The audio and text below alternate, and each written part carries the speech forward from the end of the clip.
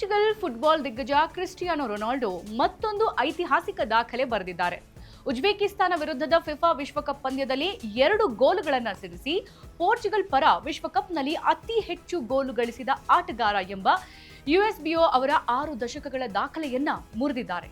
Ronaldo ಅವರ ಅದ್ಭುತ ಪ್ರದರ್ಶನದಿಂದ Portugal 5-0 ಅಂತರದ ಭರ್ಜರಿ ಗೆಲುವು ಸಾಧಿಸಿತು. ಪಂದ್ಯದ 6ನೇ ನಿಮಿಷದಲ್ಲೇ ಮೊದಲ ಗೋಲು ದಾಖಲಿಸಿದ ರೊನಾಲ್ಡೋ ನಂತರ ಮತ್ತೊಂದು ಗೋಲು ಸೇರಿಸಿ ಹೊಸ ಇತಿಹಾಸ ನಿರ್ಮಿಸಿದ್ರು.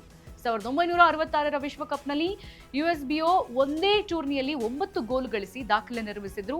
ಜೊತೆಗೆ 41 ವರ್ಷ 138 ದಿನ ವಯಸ್ಸಿನ ರೊನಾಲ್ಡೋ ವಿಶ್ವಕಪ್ ಇತಿಹಾಸದಲ್ಲಿ ಗೋಲು ಗಳಿಸಿದ ಅತ್ಯಂತ ಹಿರಿಯ ಆಟಗಾರರ ಪಟ್ಟಿಯಲ್ಲಿ 2ನೇ ಸ್ಥಾನಕ್ಕೇರಿದ್ದಾರೆ.